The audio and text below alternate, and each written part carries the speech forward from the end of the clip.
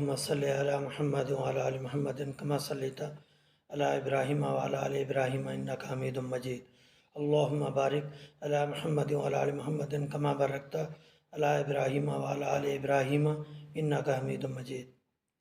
پاک وسیع ٹریولنگ ویز کی طرف سے آپ کا ہوسٹ عالم محمود بھٹی، فورٹ مہنگو کہانی قسط نمبر 5 لے کر حاضر خدمت. آئیے ملاحظہ فرمائیں. رات کو دیر سے سونے کی وجہ سے صبح جلد آنکھ نہ کھل سکی. کچھ ساتھی نماز پڑھ رہے اور مجھے نہ اٹھائے. ٹوٹی پھوٹی نماز بھی نہ پڑھ سکا. اللہ تعالیٰ نے باقاعدگی سے خشوع و خضوع کے ساتھ نماز پڑھنے کی توفیق عطا فرمائے. آمین. خیر، ہم سب جلدی جلدی ضروریات سے فارغ ہو کر باہر نکلے. ایک پہاڑ کے پیچھے سے سورج بنا سبرا طلوع ہو رہا ہے. اس کی ہلکی ہلکی کرنیں دل پر اچھوتا اثر کر رہی تھیں. سورج پہاڑ کے پیچھے سے چھپتا چھپاتا آنکھ میں چولی کھیلتا ہوا ایک نئی امید، نئی کرن لیے ایک نئے پیغام کے ساتھ آ رہا تھا. سورج کی کرنیں ایسے پھیل رہی تھی جیسے شرما رہی ہوں.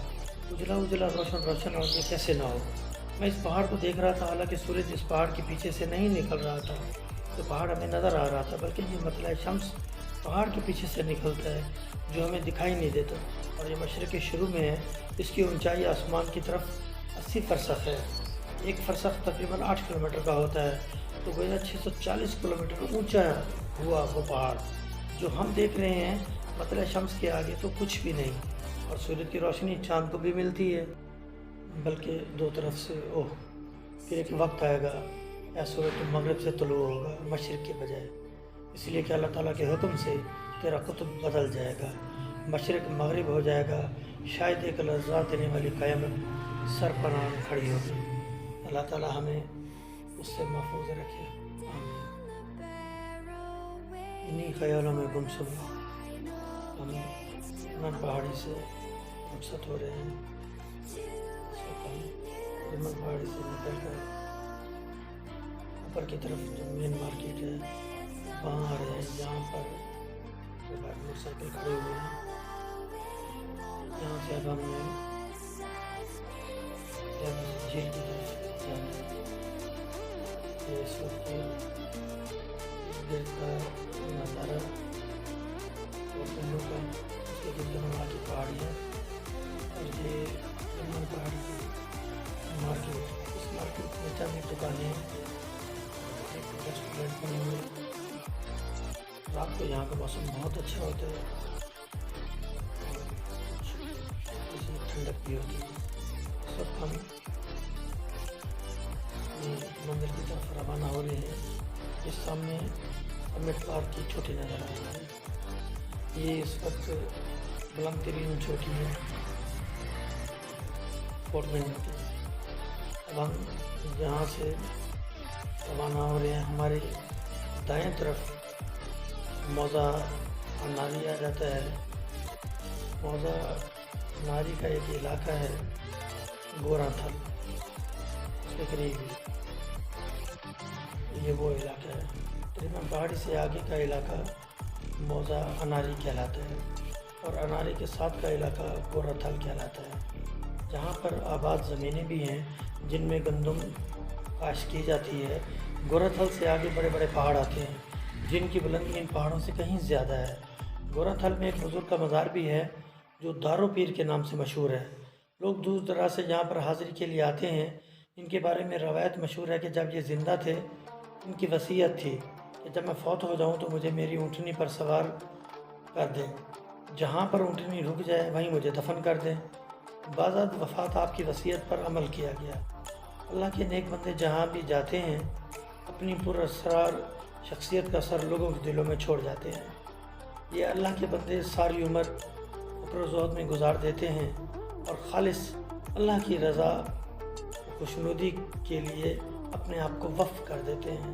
یہ بڑے صابر اور شاکر ہوتے ہیں. ہر مشکل میں قناعت کا دامن ہاتھوں سے نہیں چھوڑتے اور نہ ہی ہاتھ کسی غیر کے آگے پھیلاتے ہیں. جو لوگ اللہ سے محبت کرتے ہیں ان کو شاید بڑی بڑی آزمائشوں سے گزرنا پڑتا ہے. وہ زندگی کو ایک بلبلے سے زیادہ نہیں سمجھتے. کہ بارش کا قطرہ گرا، وہ بلبلہ بنا اور فوراً ختم ہو گیا۔ یہ گمنامی کی زندگی بسر کرتے ہیں اور اس دنیا کو ایک آزمائش گاہ سمجھتے ہیں۔ ان کے گرتے ہوئے آنسوؤں کی حقیقت کوئی اور نہیں سمجھ سکتا۔ جب بھی آنسو گرتے ہیں قطروں کی صورت، جب بھی آنسو گرتے ہیں قطروں کی صورت، دیکھنے والے سمجھتے ہیں بارش کا پانی ہے۔ ارے خون جگر سے رس رس کر نکلتا ہے، ارے خون جگر سے رس رس کر نکلتا ہے، پکارتا ہے یہ دنیا فانی ہے، یہ دنیا فانی ہے۔ کون سمجھے گا، کب سمجھے گا، کیسے سمجھے گا؟ کون سمجھے گا، کب سمجھے گا، کیسے سمجھے گا؟ پتھر کے لوگوں میں شیشے کی زندگانی ہے۔ میں تو گمنام بے مقدر ہی صحیح خالق، میں تو گمنام بے مقدر ہی صحیح خالق۔ یاد رکھو ایسی آزمائش کبھی تم پہ بھی آنی ہے۔ گورا تھل سے ہوتے ہوئے ہمارے جنسی کی طرف ہے۔ راستے میں ہم نے اپنے اپنے گنڈولے کرا دیے اور گرمیوں کے لحاظ سے یہ بہت اچھی اور خوشگوار جگہ ہے، خصوصاً پکنک کے لیے انتہائی موزوں جگہ ہے، اور علامات ظاہر کر رہی ہیں کہ جہاں پر لوگ اکثر آتے ہیں پکنک منانے کے لیے، کیونکہ کافی جگہوں پر آگ جلی ہوئی پڑی ہوئی۔ سرسبز جھاڑیوں سے ہوتے ہوئے ہم ایک چھوٹے سے برساتی نالے سے گزرے۔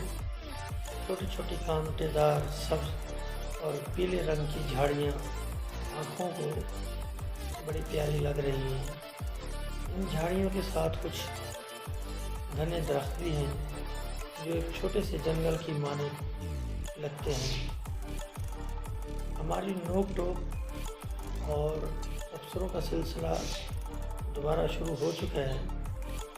ہمارے اعلیٰ ترین مبصرین پانی کی تلاش میں مارے پھر رہے ہیں۔ منرل واٹر کی بوتلیں ہوٹل میں ہی بھول آئے ہیں۔ اب پیاس سے برا حال ہے۔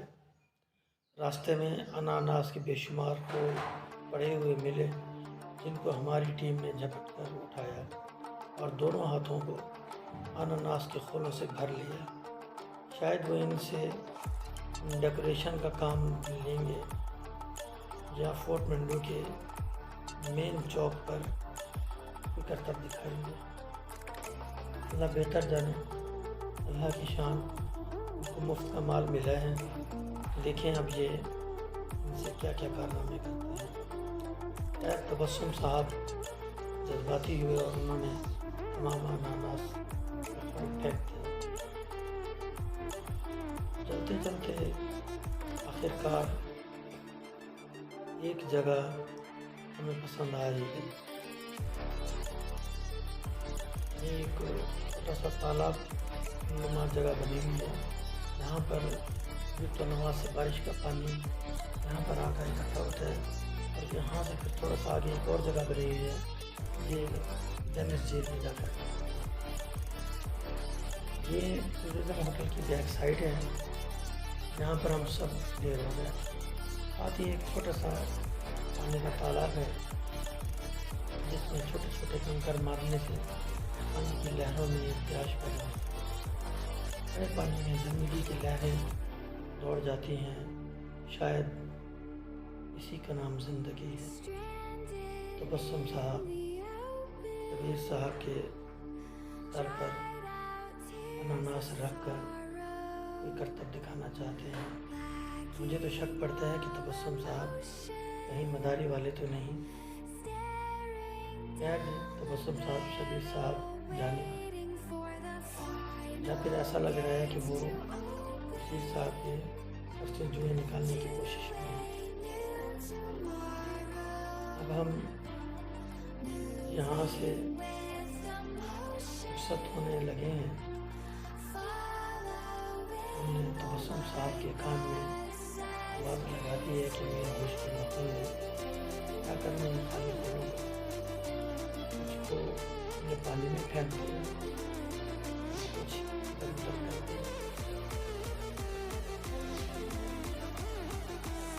ابھی فیملیز وغیرہ ہیں، خصوصی جگہ پہ ظہور ہے، یہ نہایت عجیب اور بڑی خوبصورت جگہ ہے، کیونکہ یہاں پر زیادہ درخت نہیں ہیں، لیکن پورے فروٹ نیمبو کی بجائے یہاں پر کچھ سبزہ ہریالی دیکھنے کو مل رہی ہے، اور یہاں پہ کچھ درخت وغیرہ بھی پائے جاتے ہیں، کیونکہ بارش کا جتنا بھی پانی ہے وہ سارا یہیں سے انہیں نالوں سے گزر کر تالاب میں جاتا ہے، تالاب سے پھر شاید وہ ڈیمس جھیل میں جاتا ہوگا۔ تو یہاں پر پانی کی وجہ سے کافی سبزہ ہے اور گھنی چھاؤں یہاں پر اکثر پائی جاتی ہے، اور جن لوگوں کو علم ہے وہ اپنی فیملیز کو لے کر یہاں پر ضرور آتے ہیں، اور یہاں پر کوکنگ وغیرہ کرتے ہیں، اور یہاں پر ان کا کافی اچھا ٹائم گزر جاتا ہے۔ گرد و نواح میں گھومنے کے بعد انسان ذرا تھک جاتا ہے، تو پھر یہاں کچھ دیر سستا کر آرام کر لیتا ہے، جس سے اس کی تھکن بھی دور ہو جاتی ہے، اور یہاں پر گرمی کا احساس بھی نہیں ہوتا۔ یہاں کا موسم فی الحال بہت اچھا اور خوشگوار ہے، اور ہمارے اپنے بھی جو موسم چل رہے ہیں وہ بھی بہت خوشگوار اور اچھے چل رہے ہیں۔ اس سے تھوڑا سا ہی فاصلے پر آگے ڈیمس جھیل آ جاتی ہے۔ اس وقت ہم نے واپسی کا رخ کیا ہے کیونکہ ہماری موٹر سائیکل دوسری طرف کھڑے ہوئے ہیں۔ اب ہم یہاں سے نکل کر اپنے گنڈولوں کی طرف جا رہے ہیں، اور پھر وہاں سے ہم بیٹھ کر ڈیمس جھیل کی طرف آئیں گے۔ اس وقت یہ دیکھیں کہ یہ سبز اور تقریباً پیلے کلر کی جھاڑیاں کافی نظر آ رہی ہیں، جو دیکھنے میں بھی بہت بھلی لگتی ہیں، اور یہاں پر سبزہ سا محسوس ہوتا ہے۔ مجھے یاد ہے جب ہم پچھلی بار ملتان والے دوستوں کے ساتھ بلال خان اور ساجد قریشی کے ساتھ ہم آئے تھے، کافی بڑا ٹرپ تھا ہمارے ساتھ، تقریباً 9 موٹر سائیکل اور 16-17 ہم ساتھی تھے۔ ہم آئے تھے تو یہاں پر کافی بارش ہوئی، تو یہ برساتی نالا اتنی تیزی سے بہہ رہا تھا کہ یہاں اس کے قریب سے بھی گزرنا مشکل ہو رہا تھا، اور اس کے گرد و نواح سے پانی ایک سیلاب کی شکل میں اس طرف آ رہا تھا، کیونکہ یہ جگہ جو ہے سڑک سے تھوڑی سی ڈھلان کی طرف ہے، تو اس لیے اس ادھر کا بارش کا تمام پانی جو ہے وہ اسی راستوں سے ہوتا ہوا اور یہ اس تالاب میں جا کر گرتا ہے، اور وہاں سے پھر یہ اس پیالے جھیل کی طرف جاتا ہوگا۔ اس وقت چونکہ بارش کی کوئی ایسی صورتحال نہیں ہے اور موسم بھی تقریباً خشک ہے، لیکن گرمی کا احساس نہیں ہو رہا۔ اب ہم اپنے اگلی منزل کی طرف جا رہے ہیں۔ یہاں سے تھوڑا سا گھوم کر اور اس پہاڑی کی پچھلی سائڈ سے ایک سڑک جا رہی ہے جو سیدھی ڈیمس جھیل جائے گی۔ آئیے دیکھتے ہیں، اجازت دیجیے، اللہ نگہبان۔